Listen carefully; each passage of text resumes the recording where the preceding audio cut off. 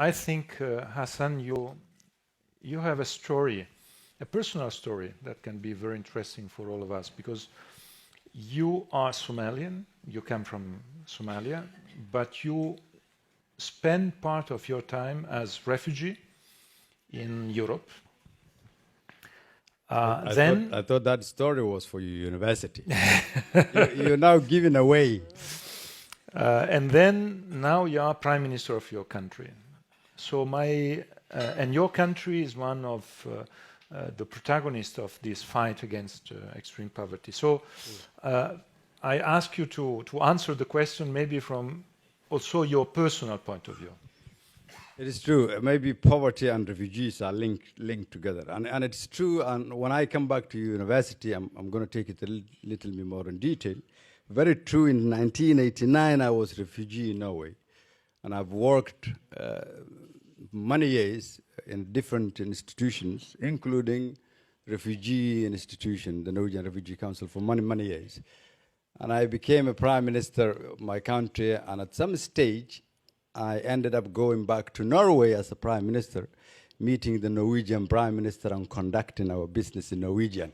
That, I think, it is a funny story that tells eradicating poverty is important for everyone, because it comes to the case of giving a chance to every human being, makes the world a better place in the future. Now, coming back to where we are on the SDGs, and I don't want to ruin the atmosphere here, but how relevant are the SDGs for nations emerging out of poverty or conflict? How relevant are they for nations who has been in difficult situations for close to 30 years? A nation like mine, who is now trying to re-engage with the international financial institutions, getting very close to arrest clearance after 3 years hard work. A nation who is trying to reform the security sector. A nation who is trying to put in place systems of governance to provide service to its people so that we become a legitimate government. Then you will ask a question. So if I ask my colleague on the right and ask him, you invest $14, $15 billion on SDGs, how much did you invest in Somalia? Of course, he will say none. You ask each and every one of them, to my country, most of them, how much have you invested to eradicate problems in Somalia, working directly with the government of Somalia?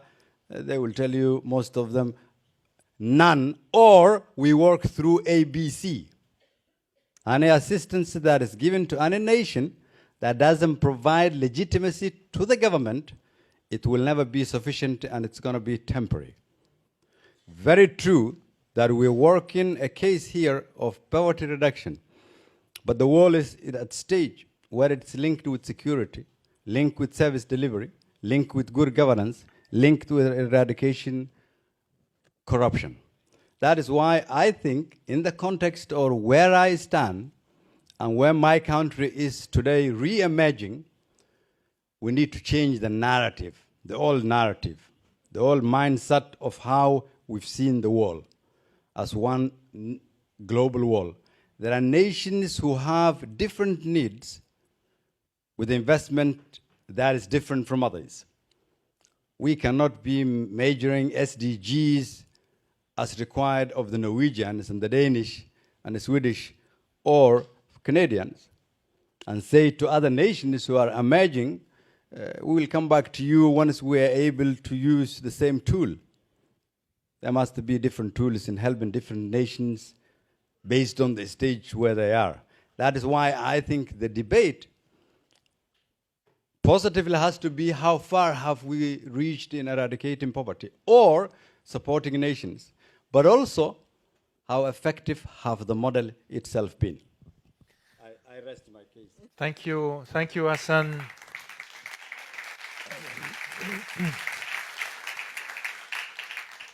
You are here, and you have, I think, a great opportunity that this forum gave you, is to address an audience that can be an audience of people with the possibility to take decisions.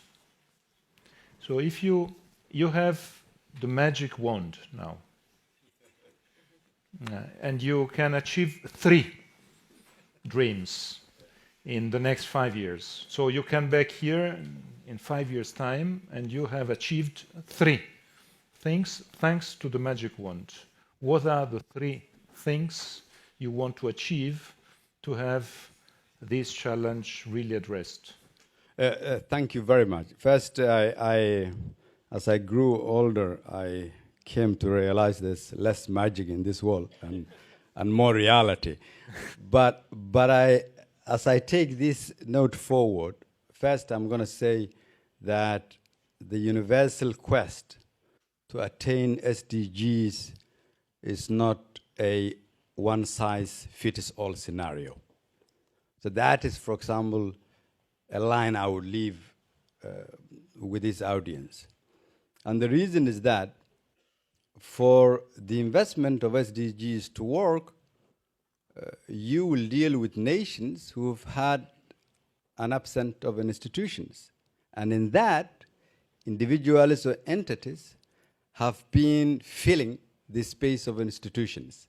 And they become relevant and important, maybe for more risk of that particular nation. Now in our country, we've started rebuilding these institutions.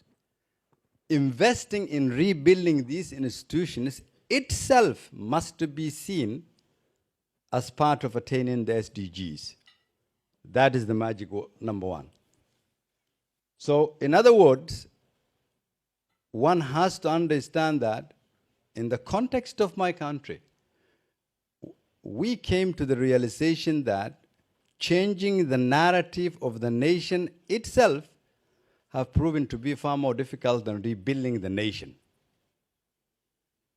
And it's going to take time for that narrative, and as they put it perfectly, mindset to change.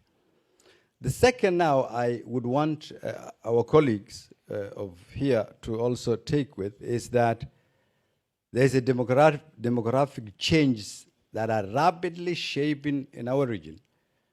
The sub-Saharan Africa, the nations of which most of the people live under $2 a day, yet there, 70% of the population are under the age of 30.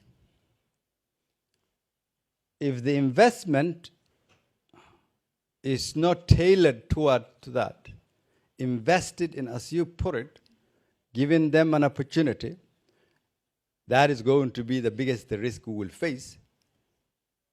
Provided that we invest correctly, however, that is the biggest opportunity we have to do something with SDGs and make these nations who contribute. In other words, tailor-made investment is required. The fourth element here is that the contribution of the banks and the development entities need to be seen as an investment. These investments must be inclusive investment that generate inclusive economic growth, but that communities feel immediately and individuals feel, while at the same time lending legitimacy to the nation's institutions.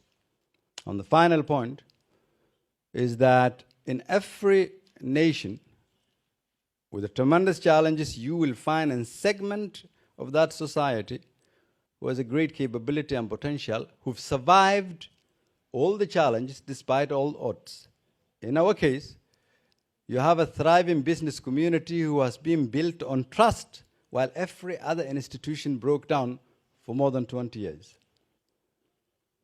Understanding that context from the banks and development partners' views, even if it is investment and making money strategy, it is also something we can tap into. The final point I want to attempt here is that we've been working very closely with the international financial institutions to reform our economy, to re-engage with them so that we have finally access to the national development and national financial institutions. And we're set now to be reaching that target in the next few months, within the next 3-4 months. And once that has happened, I'm going to show a new picture of our country. Somalia shouldn't be seen for what it has been or what it is, but it should be seen what it can be and the untold opportunities it has. The nation that links Indian Ocean and the Red Sea together. The nation that links Africa to the Middle East. The nation who links the Horn of African countries because of our origin, and every neighbor of ours, have millions of Somalis also living there. A nation with potential resources on oil and gas, natural minerals, agriculture, service economy. All of it is a strategic location. And a population of which 70% of them are under the age of 30. Therefore, in the next 20 years, we should be seeing our country as a nation development partner, see attractive nation, invest, and our people in the future welcome others to seek job and welcome refugees as others did to me in the late 80s. That's where I am. Thank you. I think you can start, maybe. Let me take whatever about these questions. Well, in terms of availing funds for African youth, I will let those with the money to answer that. But let me just turn to the young lady there. No, everything that is in our continent is our responsibility. We have to ask the difficult questions to ourselves and no one else. Is it anyone else's fault that we are having difficulties in our continent to change the narrative? Even if we say yes, and it is indeed, that won't help. So my philosophy is that it is us who are responsible to change the narrative of our countries and our continent by working for our people and for our continent. Why is it difficult? It is difficult because our history has an impact on our future. That is pure and simple. And to overcome that, we need to change what the other gentleman asked. The mindset, the political culture, and promote a system where men and women, young and old, have equal shares of the governance structures. That system of governance gives women and men the same opportunity to compete and to rebuild their nation. For us, for example, we come from nations whereby the majority of those who run our governments are only men. It is competing 50% of your population if you deny women the access of taking part of developing the nation. That is actually, as I said it before in other settings, running a car with half engine. We cannot compete in that way, and that is why we have to change the structures. Thank you.